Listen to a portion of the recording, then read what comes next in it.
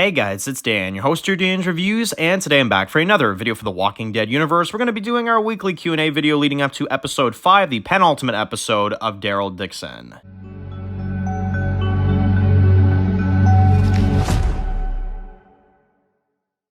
Alright guys, this one's going to be doing a review today. This one's going to be doing a review for the Walking Dead universe, and in today's video we're going to be doing our weekly Q&A leading up to episode 5 of The Walking Dead, Daryl Dixon. We're going to go through your Q&A comments for today, go over some thoughts, some predictions, all that fun stuff for today's video. So, Daryl Dixon went very well, episode 4. Sounds like a lot of people really enjoyed it. I had a few comments of people that said they didn't enjoy it, but for the most part, people liked it. I myself really enjoyed it. I thought episode 4 was probably their best one, either that or episode 2.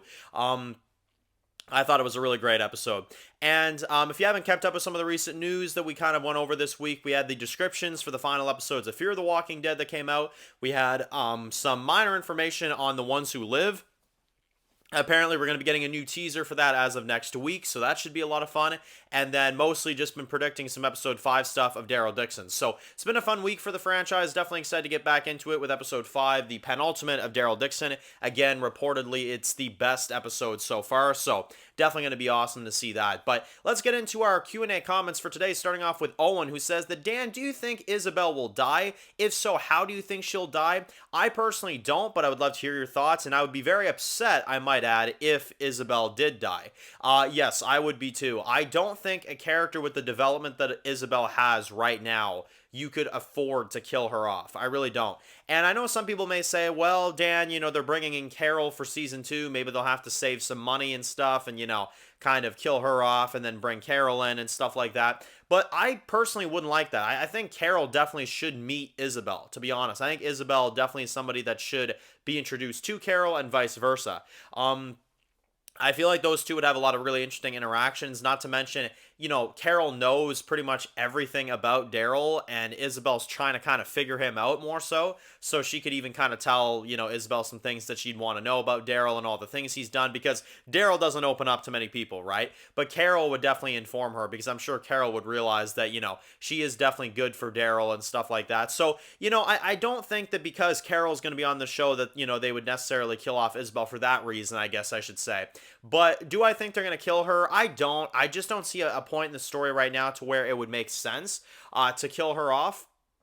And I do agree that I wouldn't like it if they did do it. I just think it would be very random, especially because you've given her so much progression as a character. She's evolved a lot already just within the first 4 episodes, that I don't think it's a good idea to kill off a character like that. Not to mention, I don't know about y'all, but I think she's the best character out of these new spinoffs, like Dead City and Daryl Dixon. Out of the new characters, like the brand new introduced characters in these spinoffs, I easily think she's the best, to be honest. So, I think they definitely need to keep her around. I think she's really good, and I agree. I don't think her dying would really make much sense. Next one comes from user who has 2 questions. First one is, do you think that Jadis might have actually done it on purpose to where when Daryl found that bottle, about Rick or whatever, that maybe she did it to get Daryl to stop looking? Also, do you think that we will see Daryl Dixon, air after Rick season 1, right? After The Ones Who Live? And do you think that Daryl Dixon might actually introduce Rick into the story? So basically what you're saying is that you think that The Ones Who Live will end and Rick will cross over into Daryl Dixon, maybe season 3 or something. Now that's a very interesting comment right there. So in terms of the Jadis one, yes, I definitely do. I think Jadis is involved in some kind of way to make our group stop looking for Rick and presume him dead. I'm sure she wants the group to think that because she's evil as hell and she's, just a kind of a crazy lady, in and of herself. I mean, we saw it in World Beyond. And Jadis was always kind of cuckoo, you know what I mean? But in terms of Rick being in Daryl Dixon, maybe like season 3 or something, I would love that. I definitely would love that. The only thing is, and I think this is the only unfortunate thing, is that Rick would not be leading that show. Rick would be a side character in Daryl's story, right? Which, something about that just doesn't work for me. Rick is lead material, right? It almost should be Daryl going to The Ones Who Live, but we know that, The Ones Who Live is a limited series, so that's not going to happen. But, in terms of Rick going to Daryl Dixon, I could see it, for sure. I do think we're going to get a reunion between the two of them before we get a reunion with Daryl Daryl and Judith and Rick and all them. I think Judith will be something that comes later, but I think that Rick and Daryl will meet up with each other. I honestly think, and I know this might sound like a stretch, I think the second that Daryl is able to get on that boat and able to go back to the United States, because let's admit, we're all going to see that. We're going to see Daryl go back to the States. I very much could see a scenario where at the end of season 2 of Daryl Dixon, he runs into Rick, and then season 3, the two of them, are both in the show, right? That would be really cool. Because here's the thing, right, is that Daryl Dixon, unlike Dead City, which is called Dead City, so you have to remain in that city, otherwise it wouldn't make much sense. Daryl Dixon is just called Daryl Dixon. It's not called The Walking Dead France. It's not called The Walking Dead this. You can keep the Daryl story going back in the United States, still in this Daryl Dixon show, because it is called Daryl Dixon, not France this or Paris that or whatever, right? So it's a smart marketing decision, for sure. It's a very smart marketing decision. And I do think that Daryl and Rick will be starring in the same show together. Yeah, and I actually could see a scenario where Rick is in season 3. Absolutely. Next one comes from Ridicule, who says that, Dan, do you ever see a situation where we get a next generation Walking Dead spinoff? Because Scott Gimple has said many times that the final issue of the Walking Dead comics does very much feel like the beginning to a new series. So maybe he would like to explore something like that. For sure. It's Gimple. I mean, absolutely for sure. Gimple will do whatever he needs to do to make as many spin-offs as he must, right? But I would love that. A next generation Walking Dead spin-off led by Judith maybe or something. I think that would be great. Only problem I have with that is that you need to wrap this shit up beforehand, right? You got to wrap up Rick and Michonne's story. You got to wrap up Daryl Dixon. You got to wrap up Dead City. You got to wrap up, this Aaron shit. And I don't see that happening for a few more years, at least, right? So, maybe say 5 years in the future when these actors start to really age and start to get up there in the numbers, right?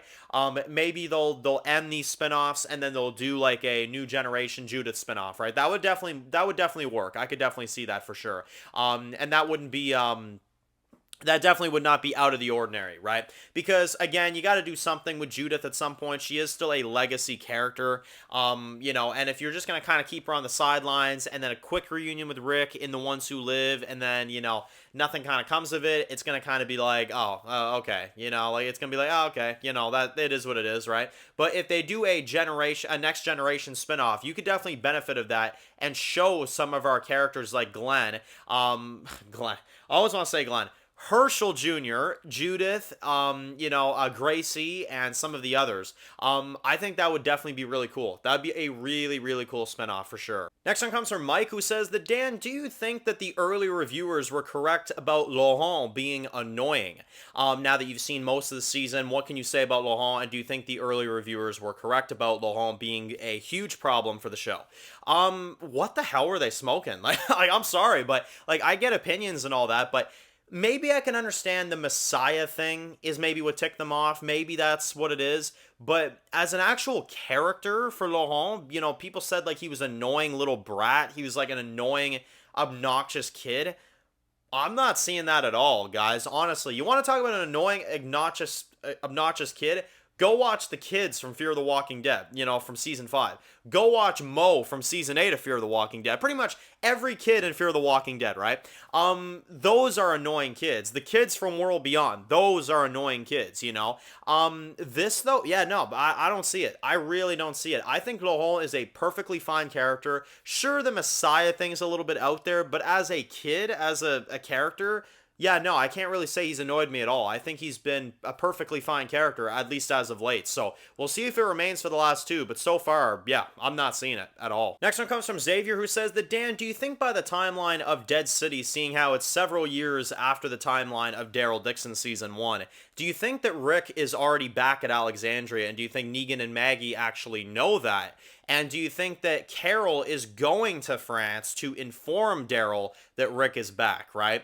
That would be a pretty damn amazing twist, right? Because here's the thing, the way they're playing off Dead City, Herschel is on Maggie's mind, not Rick being back, right? Also, if it's been a few years, then that's not really a focus for them anymore, right? That would definitely be something that would make sense. Although, here's the thing about it, though, is that if Rick's not back by the timeline of Dead City, where in the bloody hell is he, right? So it's I almost want to assume, yeah, he must be back, but who knows, really. But that would be an amazing twist, is that Carol goes to France, maybe CRM or, I don't know, Commonwealth gives her a ride there or something, and then she tells Daryl and then brings him on back. I don't know. We'll have to see. It definitely is not impossible, right? It's definitely not an impossible situation. And that would definitely be really cool. And the last one comes from the Big Bang Theory, who says that, my goodness, Walking Dead really is turning into the MCU with all these different spin-offs, man. When is it going to stop? So, yeah, and I figured I'd put this in the thumbnail as well, too, because I'd be curious to hear your guys' thoughts on this one. Do you guys agree on that statement? And I really am curious to know.